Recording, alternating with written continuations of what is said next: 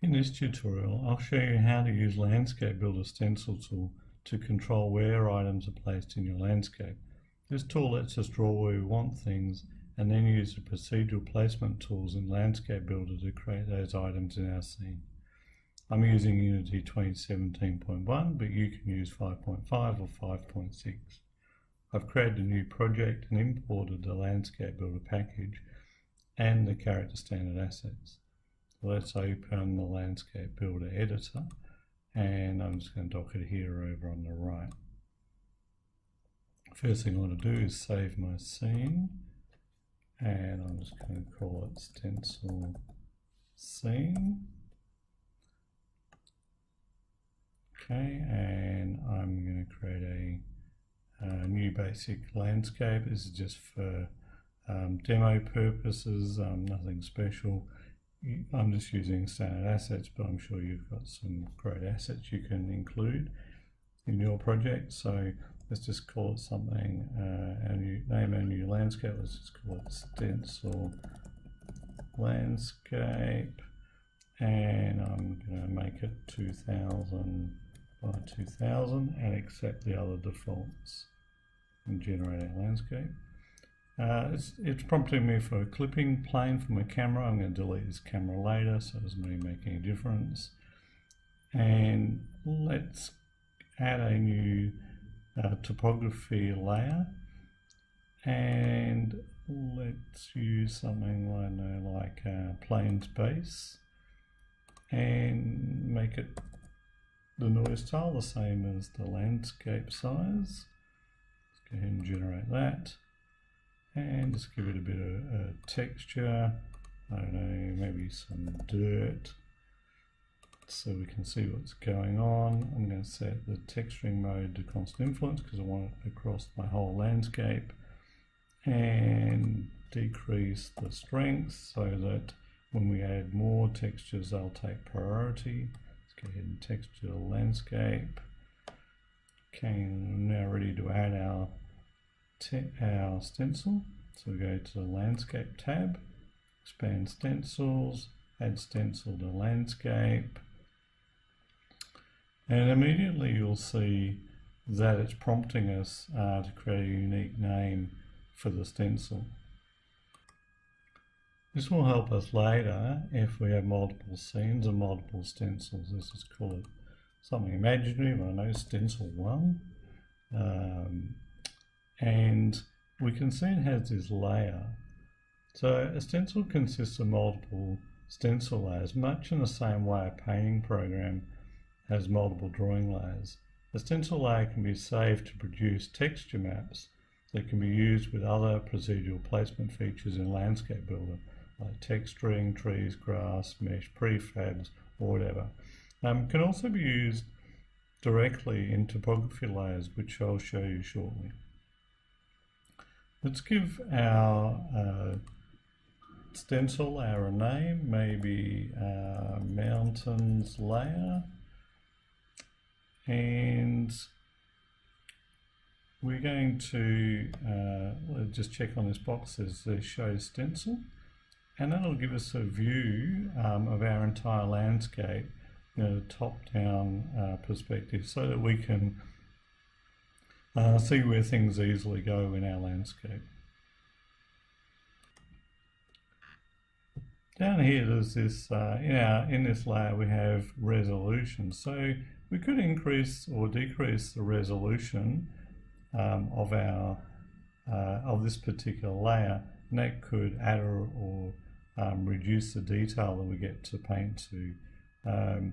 But if we increase it too much, that'll just make our editor go a bit slower. And given I'm just using just a tablet computer here, let's just keep the default setting for now. To begin painting, we just need to click the paint button here. We've activated this layer. This is the only layer at the moment. And I could just begin just painting something into where I want my mountain to go here. I can increase the brush size, maybe to make that a bit easier.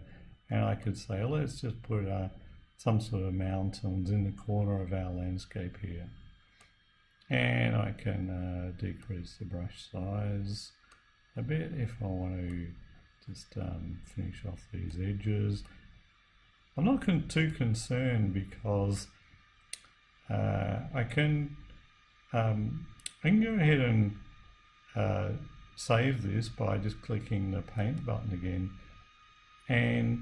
but because it's just metadata, I can come back and change this at any time. So although I have a layer and I've just painted into, I can just use my painting tools to change that and then see the effect in my landscape straight away. We're going to want to blend the edge of our landscape, the mountain, with the rest of the landscape with this plane. Otherwise you're going to get this sharp intersection between where my topography, my mountains finish and my plane starts here. So I could use something like this blending tool here I have, or this smoothing tool. Okay, and I could paint in here. I could smooth the edge along here like this. I could zoom in a bit to see what effect it has. Hold the shift key down to make it a bit quicker. Could do that. Could keep going along here like this. Or I might not want to do that. I might just undo my last painting session. Okay. And we could use this smoothing tool, and that will apply to our the whole layer. And sometimes that's a good thing, or sometimes it's not. But you'll get the idea once you get to use it a bit. So I'm just going to go the whole way and smooth, increase the strength all the way up to 1, and go ahead and smooth this mountains layer. And it could take a little while based on the speed of your the computer you're running on it. And you kind of might be thinking, well, why don't I just use the Unity tools?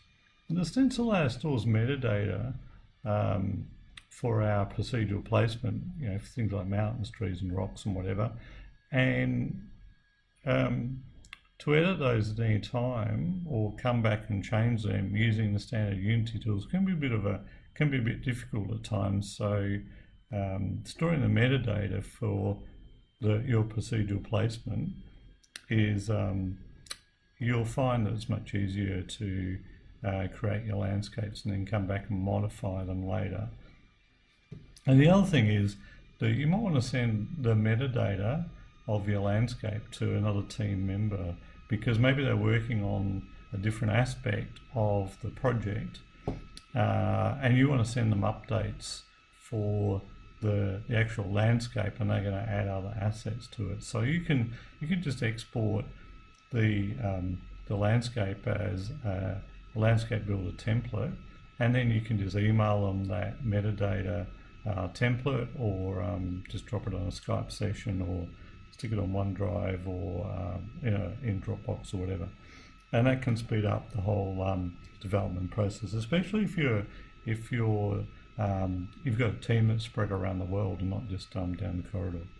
Okay, so we've got this smooth edge of our mountain, and I'm just going to save that by clicking paint again. And we're going to go ahead and create a new layer. So let's just add a new layer here. Actually, now we've got 2 white layers. That could get a bit confusing. So let's just change this mountains layer to a bit of a different color. There we go. And maybe we'll make our trees layer, I don't know, a greeny color or something like that. The colors are just arbitrary. They're just for rendering, so you can make these colors whatever you like. Let's just zoom out and activate our new trees layer. let's just call it trees layer so we can see what's going on.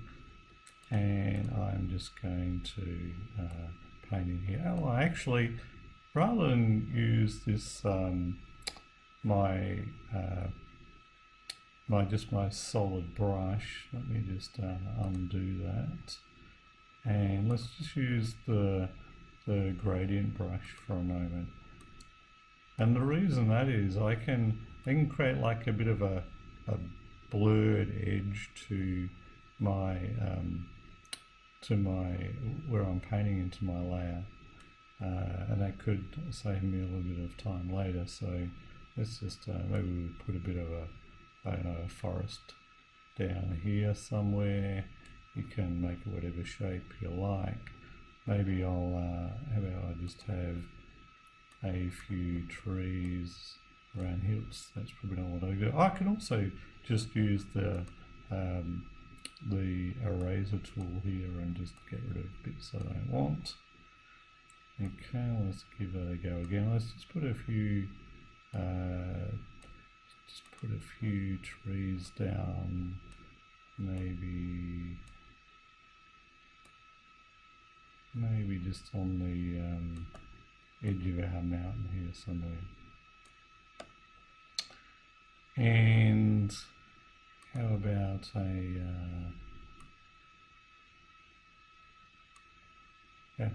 a forest? We have a big forest here somewhere.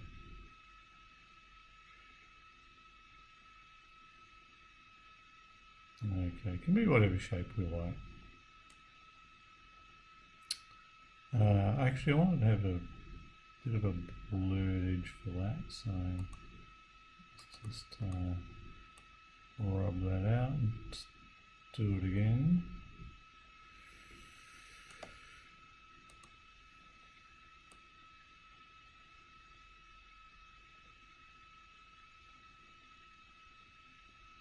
Okay, and this is going to actually, why don't we make this, if this was a first person shooter game, this could be a forest and they could want to go inside this forest. So maybe there's some asset to discover in the center of the forest. So let's just maybe so on the eraser, let's just make a little clearing in the center of our forest for our person to find. And we're going to have some way of getting into the forest, so let's just zoom in a bit and let's just create a way for our user to get in and out of the forest. And you could maybe put some obstacles along the way or some challenges for them to do,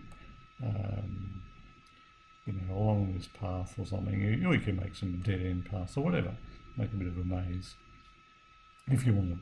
Anyway, let's just save that. Now we're going to want to, let's just zoom out so we can see what we're doing. Yep, and we want to save our trees as a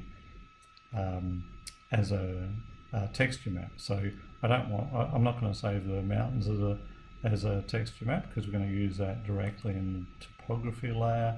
Let's just say save maps, and it's going to generate as map, and I must have had one there earlier.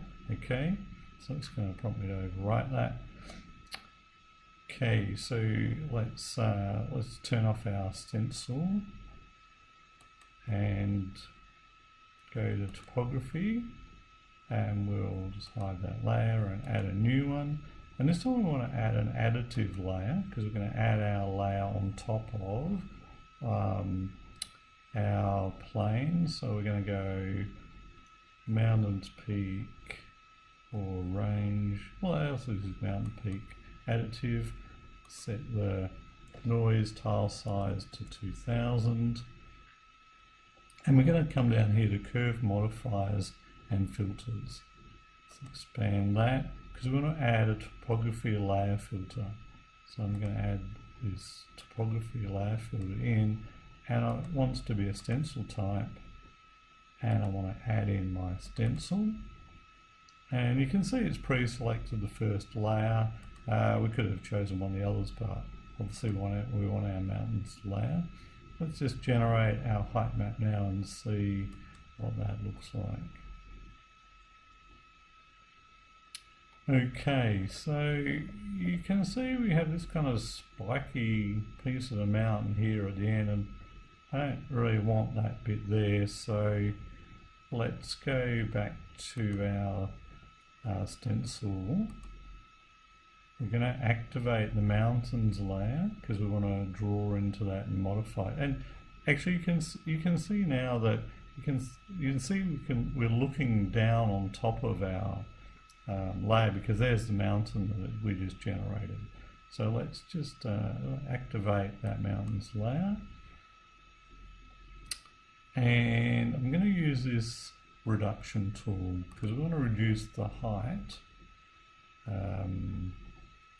of our mountains layer, and we just want to reduce this bit on the end here.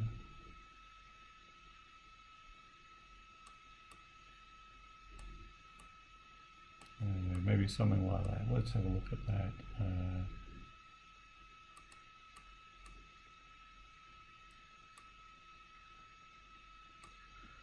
See what that looks like. So we're going to turn off our show stencil, and let's reapply that. Okay, so we've reduced it a bit, and we probably want to play around with that a bit more.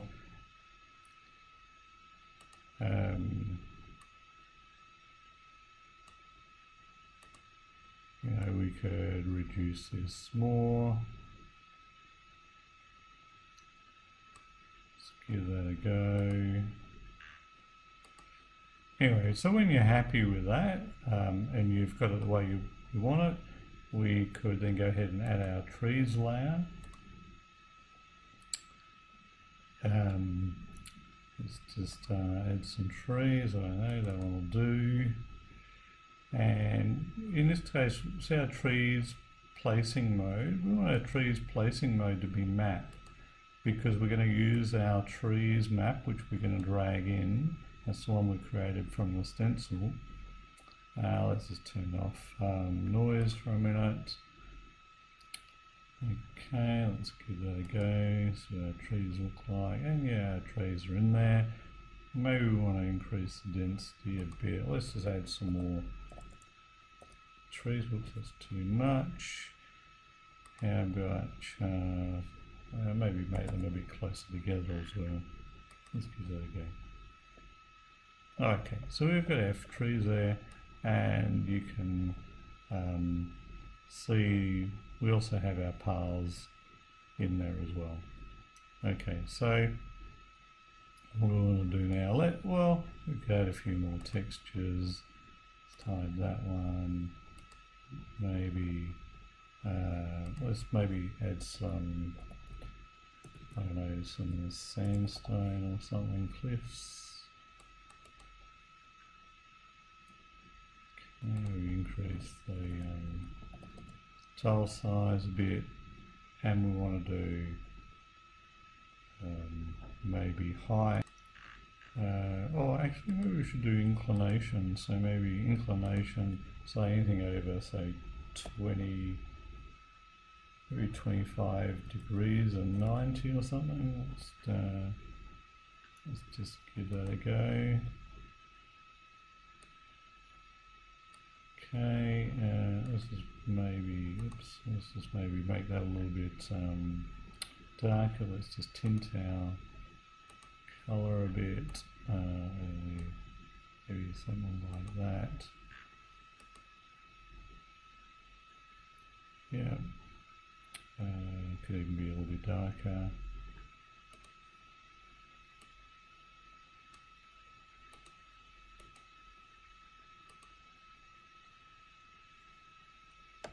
And I'd like even put a bit of snow on top or something.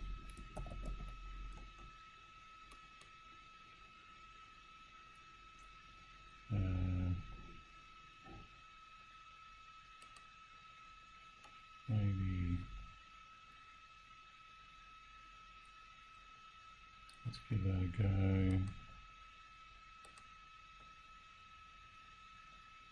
Okay, we got a bit of snow on top, whatever. Let's add a bit of, let's add some,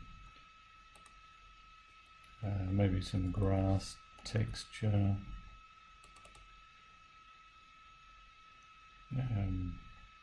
Okay, maybe we'll do height and inclination. It'll be between, say, 0 and then maybe 300, and we want it to be, let's give that a bit of a go.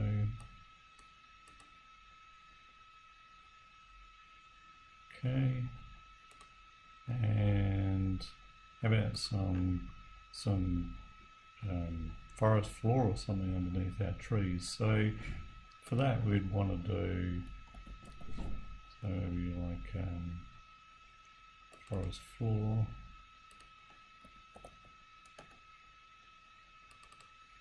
and we want to texturing mode, we want to choose map again because we're going to use our stencil map that we created. And we need to set the colour to match.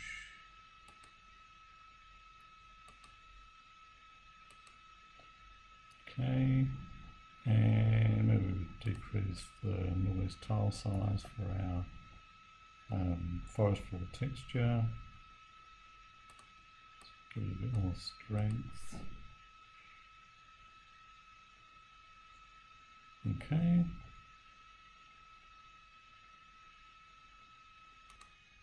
Yeah, let's put a bit of grass in, maybe while we're about it. So add some grass.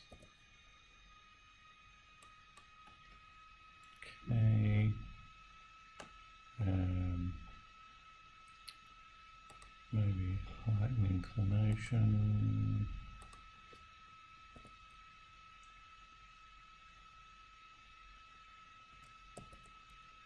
And 0 to 20 or something like that.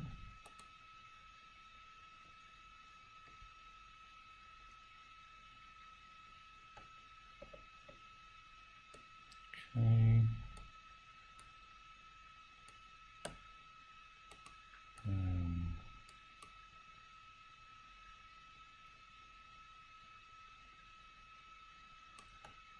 Okay, what do I want to do now? Maybe, I don't know, maybe add a bit of lighting. Oh, actually, before we do the lighting, let's just add in our character controller so we can see what's happening in the scene. Just drop him in here or something. I'll probably do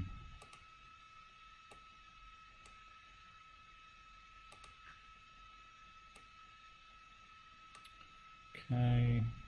We increase our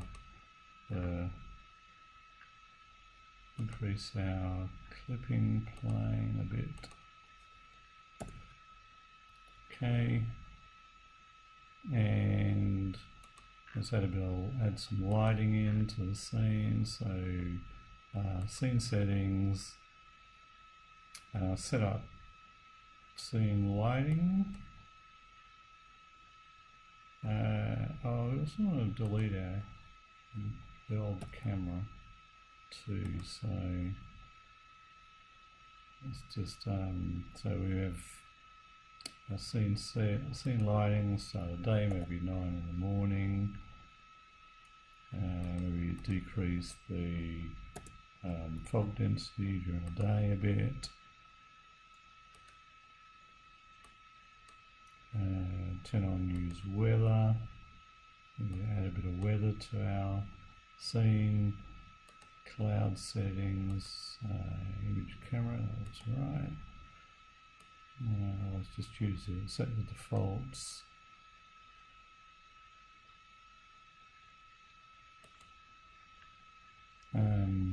Yeah, let's just use weather. Update our lighting in the scene, and let's maybe have a look and see what it looks like. So You can see a few clouds in the background there.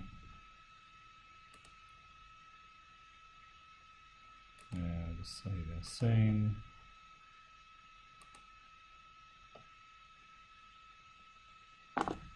Okay, yeah, we can kind of see our mountains around there in the background a bit, whatever. Okay, thank you for listening to this tutorial, and we'll hopefully hear your comments in the forum.